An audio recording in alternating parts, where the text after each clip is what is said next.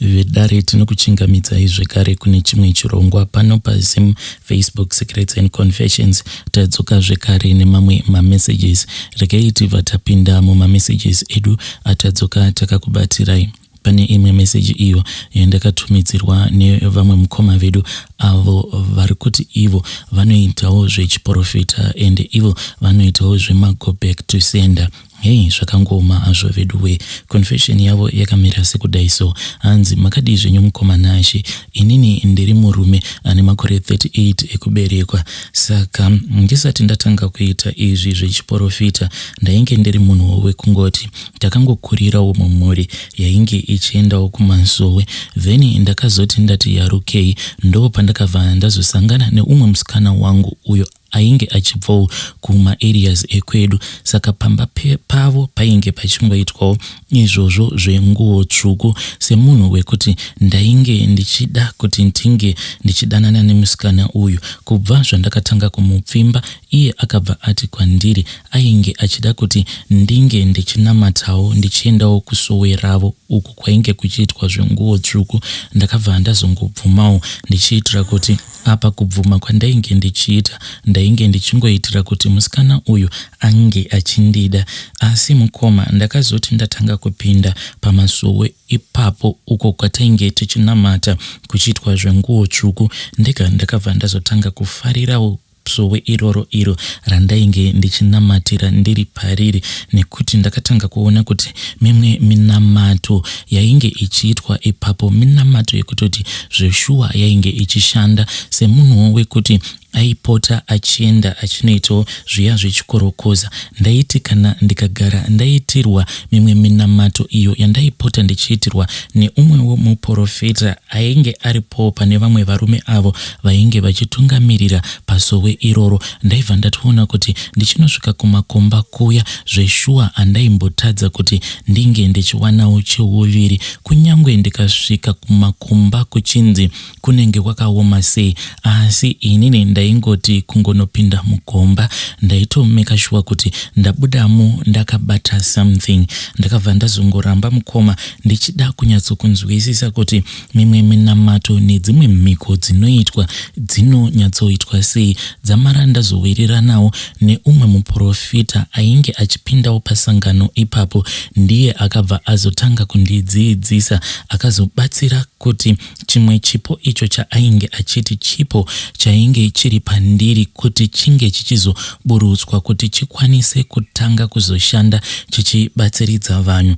Asi mukoma zvose izvo zvandakaitirwa kwandiri ndakaona sekunge zvainge zviri zvidokosa, nekuda kwekuti ndainge ndichida kuti ndinge ndichisvika kumberi. Mupfungwa dzangu ndainge ndatozviudza kuti Zimbabwe yose yaifanira kuti inge ichizondiziva kuti kune umwe muprofita anobatsira ende anogonesesa izvozvi zvemago back to sender. Semunhu wekuti ndakazotora nguva ndichingotambudzika ndisingakwanisi kuwana chouviri, ndo pandakazotanga kutarisa chiprofita nemaziso ekuti chiprofita rainge ritori basa rekuti raikwanisa kutonditengera zvipfuwo zvangu zvekare nekutovaka musha uyo wandaitarisira kuti ndaifanira kuti ndinge ndichizouvaka. Ende zvokwadi mukoma zvose izvozvo ndakakwanisa kuzviita, asi ndakazongokwanisa kuzviita mushure mekunge mukoma ndaitiswa mimwe minamato, ndingangoti nedzimwe mhiko idzo dzekuti nanhasi uno ndinozvidemba kuti ko ndakamboitira iko mhiko dzakaita sekudaro. Ndosaka mukoma muchiona madziprofita mazhinji vasingakwanisi kukubatsira usina chouviri chaunenge wakabata. Like inini mazuva awo andainge ndiri tsika neizvozvi zvekupota ndichiitira vanhu mago back to sender. Panguva iyo yandainge ndichiri kuita tsika neizvo zvekubatsira vanhu ndichipota ndichivaitira mago back to sender, kuti unge uchipinda mudare rangu ndaikuchaja $200 nekuti ndaiziva kuti izvo zvandainge ndichiita zvainge zviri zvinhu zvekuti zvainge zvichishanda. Asi mukoma kuti ndinge ndichizosvikawo pachinzvimbo yekuti asi mukoma kuti ndinge ndichizosvika pachinzvimbo ichocho chekuti ndikwanise kuchaja vanhu kuti vange vachipinda mudare rangu mazimari ainge akawanda sekudaro, inhau yekuti pane mimwe mishonga yandakazobata, ende mishonga iyi mukoma, kana kuri kunzi ndikasaibvisa inini ndichiri mupenyu kudai, ndaona mishonga iyoyo yazoparadza dzinza rose. Asi mukoma, nawo nekufamba kwenguva, kuvaka ndakavaka, kutenga zvipfuwo ndakatenga, asi ndazosvika pachinzvimbo chekuti ndava kuona kuti zvinhu izvi zvandakabata, nekuti ndakazobata mimwe mishonga iyo yakazondibatsiridza kuti ndinge ndichiwedzeredza masimba mushure mekunge muprofita umwe uyo ainge akandiudza kuti pamusoro pangu painge paine chipo, asi chipo ichi chainge chichida kubatsirwa kuti chinge chichizoburuka pandiri kuti chitange kubatsira veruzhinji. Asi ndakaona sekunge process yacho yainge ichinditorera nguva, ende semunhu wekuti ainge achangobvawo mukuroora. Munongoziva kuti vanhukadzi vanenge vaine pressure, ende ndakabva ndazozviudza kuti regai ndinge ndichiita zvinhu zvangu nekuchimbidza. Ende mukoma, kana zvinhu izvi wafunga kuda kuzviita, unozotongosangana nevanhu vanenge vachikubatsiridza, nekuti taiti tichifamba tichienda kunzvimbo dzakasiyana siyana. Ndo pandakabva ndazosangana neumwe murume uyo wandakaudza kuti ndainge ndichidawo kuti ndiwane munhu aikwanisa kuzondinamatira. Munhu uyu mushure mekunge andinamatira, then chipo icho chacho chainge chichinzi chainge chiri pandiri chikwanise kuzowana simba. Ndaipota ndichiita dambudziko rekuti paya pakunoprofita vanhu, ndaibva ndaona kuti dzimwe nguva ndinenge ndatoprofita sango chairo. Saka murume uya iye akabva azondiudza kuti aiziva umwe munhu uyo aikwanisa kundibatsira, asi munhu uyu ainge achimixa izvozvo zvechivanhu zvekare achizvimixa nezvechechi. Ndikabva ndati zvainge zvakanaka, asi ndakabva ndanzi zvose izvi zvandainge ndichiita ndaifanira kuti ndinge ndichizozivisa vamwe vanhu vekusangano uko kwandainge ndichinamatira, zvekare nemudzimai wangu andaifanira kuti ndinge ndichimuzivisa. Asi mudzimai wangu semunhu wekuti iye munhu anoroteswa,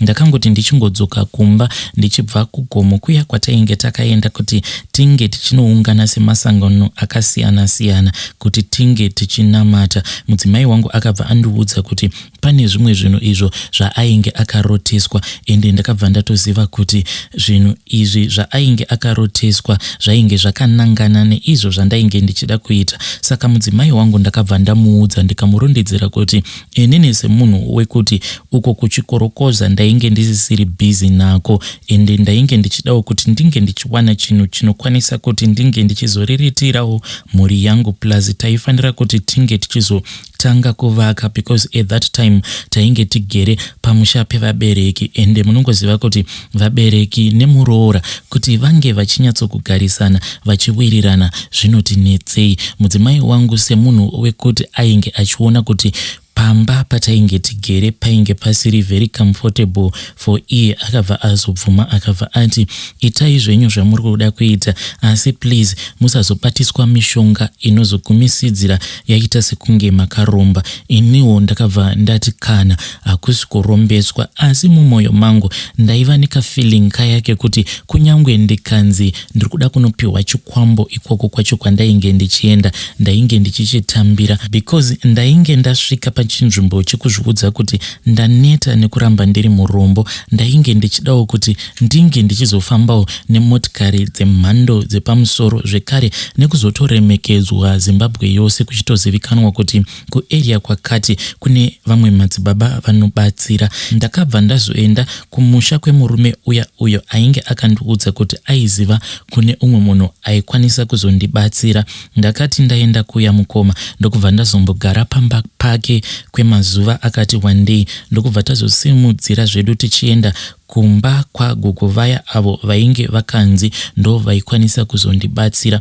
Tasvika kuya mukoma, zvimwe zvandakasvika ndichinoitiswa kuya zvinhu zvekuti ndainge ndisina kana kumbozvitarisira. Takabva tanzi taifanira kuti tinge tichienda kumakuva, asi guva iri randaifanira kuti ndinge ndichienda kunoita mimwe minamato pariri iguva rekuti raifanira kungova riri guva remutorwa. Saka usiku hwakati hwasvika, pane rimwe guva ririmo munharaunda umo mainge muchigara gogo ivavo pavainge vachiri vapenyu ratainge tatosarudza, because masikati vainge vati kune shamwari yangu inge ichinditora tinge tichifamba tinge tichitsvaka guva iro racho ratainge tichida kuti tinge tichizoita minamato pariri kana usiku hwazosvika. Saka takati tati fambei takabva tazosangana nerimwe guva, asi guva iri ratakasangana naro rainge riri pane rimwe nzvimbo yatingati inzvimbo yainge yakavanzika zviya zvekutoti taitokwanisa kutoita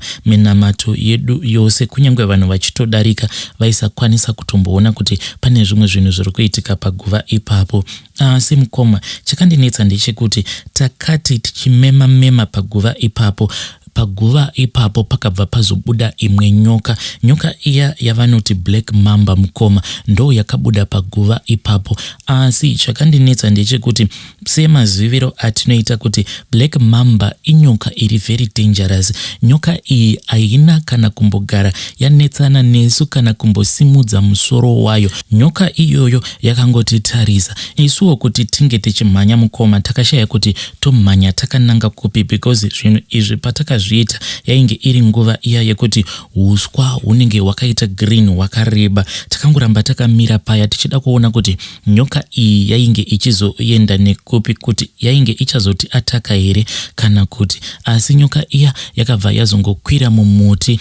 Asi kuti tinge tichizomirira kuti mushure mekunge nyoka iyi yazokwira mumuti yakazofamba sei, hatina kuzozvimirira, nekuti nyoka iyi yakati ichikwira mumuti nesuwo takabva tati tsoka ndibereke. Takati tichinodzokera kumba kwagogo vaya mushure mekunge murume uya wandainge ndiinaye audza gogo vaya zvose zvatainge tasangana nazvo, gogo vaya vakabva vatanga kuseka vakati, ko manga muchigovhundukeiko nekuti nyoka yamaona ndini? Mukoma, ndakarohwa nehana ndichinzwa gogo vaya vachitanga kutaura ivo vachiti vane masimba ekuzvishandura kuita mhuka yavanenge vachida panguva yacho iyoyo. Zvino usiku hwakazoti hwasvika mukoma, isusu nevamwe varume avo vainge vachishanda vachibatsidzana nagogo ivavo takabva tazoenda tichienda kuya kwainge kuine guva iro ratainge tamboona masikati. Gogo vaya vakabva vati vainge vachazotitevera vachiti ivo vane mimwe mishonga iyo yavainge vachida kuti vange vachizoita. Asi takazoti tasvika paguva paya takabva taona kuti painge paine rimwe zinyoka iro rainge rakazvimoneredza. Varume vaya avo vatainge tapiwa nagogo vaya vakabva vazotanga kuimba vachiti nyoka yatainge tichiona iri pamusoro peguva iroro vainge vari gogo ivavo avo vainge vati vane masimba ekuzvishandura. Mushure mekunge vazvishandura vanobva vaita mhuka iyo yavanenge vachida kuti vange vachiita panguva yacho iyoyo.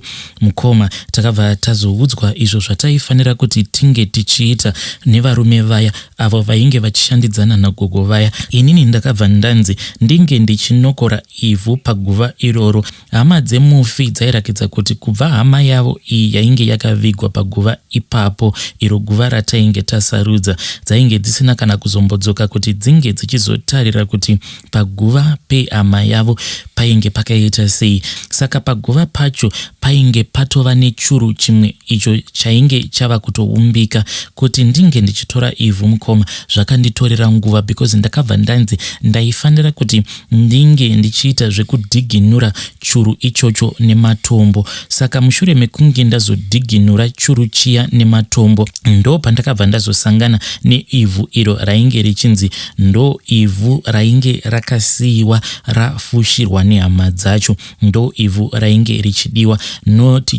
noti churu icho chainge chazoumbika pamusoro peguva iroro. Ndakabva ndazonzi ndinge ndichitora ivhu riya.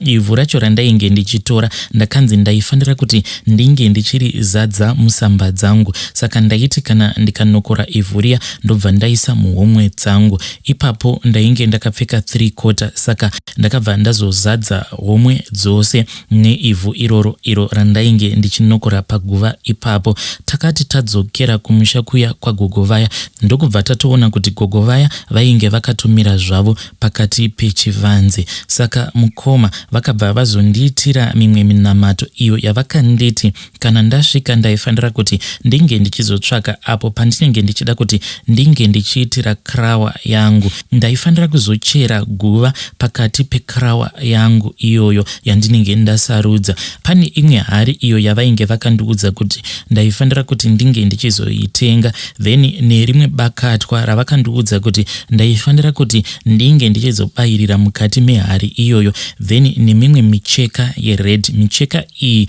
vainge vakandiudza maisiro acho andaifanira kuti ndinge ndichizoisa mukati mehari imomo, because banga iro randaifanira kuti ndinge ndichizobayirira muhari muya raifanira kuti rirambe rakangomira rakatarisa mudenga. Kunyange pandinenge ndichizofushira guva iroro, banga iri raifanira kungoramba rakangomira rakatarisa mudenga. Saka ndakabva ndazotenga micheka yakati wandei. Micheka iyi yandakatenga yainge iri yered. Ndakazoti ndadzokera kumba ndokubva ndazopinda musango ndichitsvaka panzvimbo apo pandainge ndichida kuti ndinge ndichizotanga sowe rangu, zvekare pandainge ndichida kuti pange pachizoita krawa yangu. Ndakati ndachera guva riya semaudzirwo acho awo andainge ndakaitwa nagogo vaya avo vainge vakandibatsira, ndokubva ndaisa zvinhu zvose zviya izvo zvandainge ndakanzi ndinge ndichiisa. Mushure mekunge ndaita zvose izvozvo ndokubva ndazofushira mukoma Nashi. Ndipo pandakazotanga kukwanisa kuti kana munhu akauya kwandiri achiri kuuya kwandiri, vamwe mukoma ndo vandaitoona vachitori mubhazi, zvekutoti munhu uyo apinda mubhazi uyo ava pakati, zvekuti achizotonosvika pamba pangu chandaitanga kutomuudza ndechekutoti handiti bhazi parambomira pakati, watenga chakati, wanwa drink rakati, wadya chikafu chakati. Ndingangoti mbiri yangu mukoma ndo payakabva yazotanga kufamba. Pane imwe hanzvadzi yangu uyo ainge agere kuSouth Africa. Hanzvadzi yangu uyo mukoma ainge agere kuSouth Africa nemurume wake nemwana wake, ndokubva azotanga kurwara. Saka akati arwara kudaro, vabereki vakabva vati aifanira kuti ange achidzoka kumusha kuitira kuti ivo vange vachizofamba naye.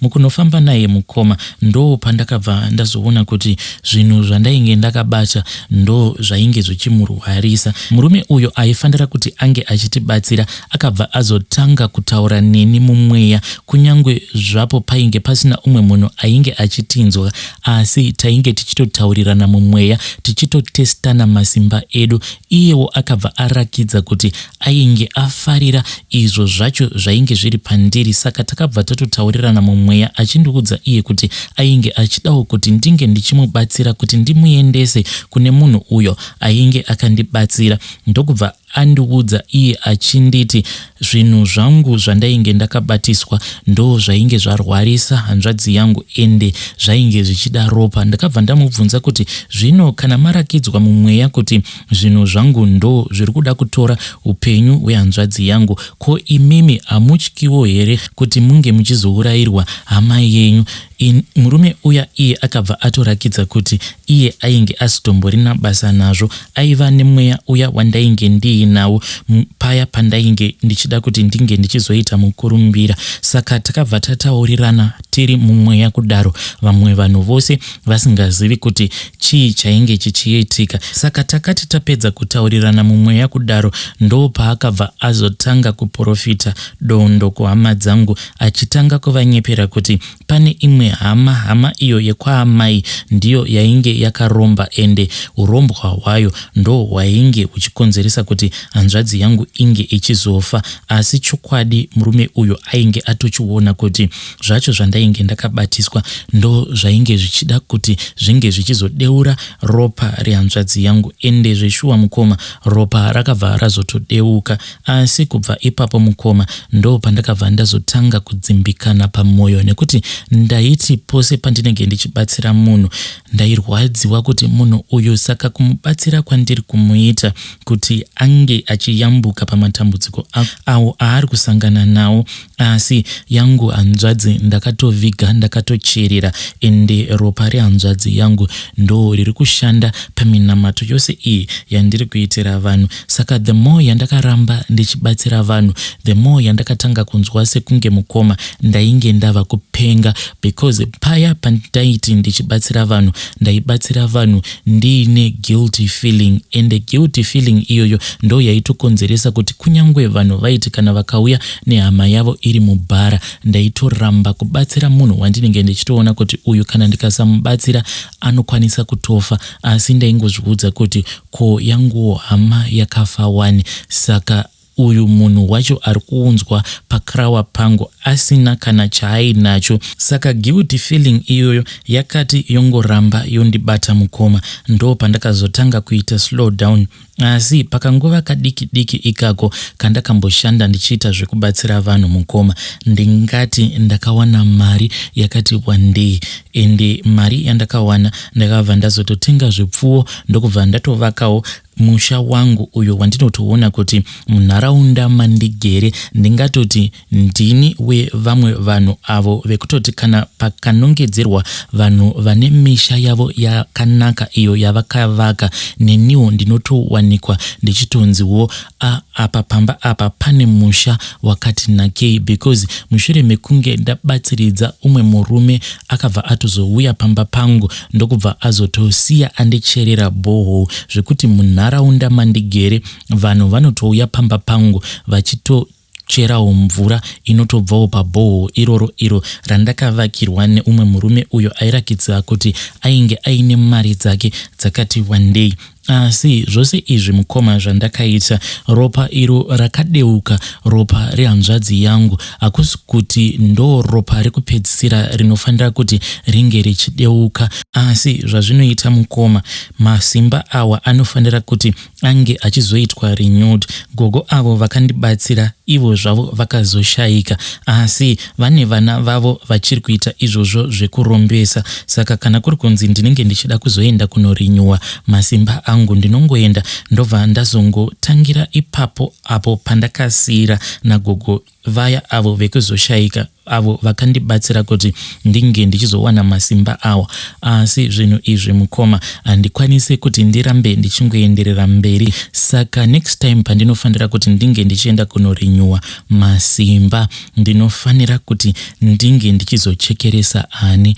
Ende zvekuchekeresa vanhu mukoma ndaifunga kuti zvimwe kuda inyore, but sande nyore kuziva kuti wakachekeresa munhu, because munhu uya kunyangwe zvake uri iwewe unenge wakamuchekeresa, pane dzimwe nguva dzekutoti kumhepo ikoko anotomboita simba rekuti ange achidzoka kwauri, ende paanodzoka chake chaanenge achingokubvunza anenge achingokuti wakaona zvakakodzera kuti unge uchitora upenyu hwangu nguva iyo yandakatarirwa naMwari isati yakwana. Mubvunzo iwowo mukoma unoita sekunge mubvunzo usinganetsi kupindura, asi kana wakatarisana nemhepo iyo inenge iine simba panguva yacho iyoyo yainenge ichitaura newe, mubvunzo wekuti haupinduriki, ende mubvunzo wekuti unotyisa kana kutopindura.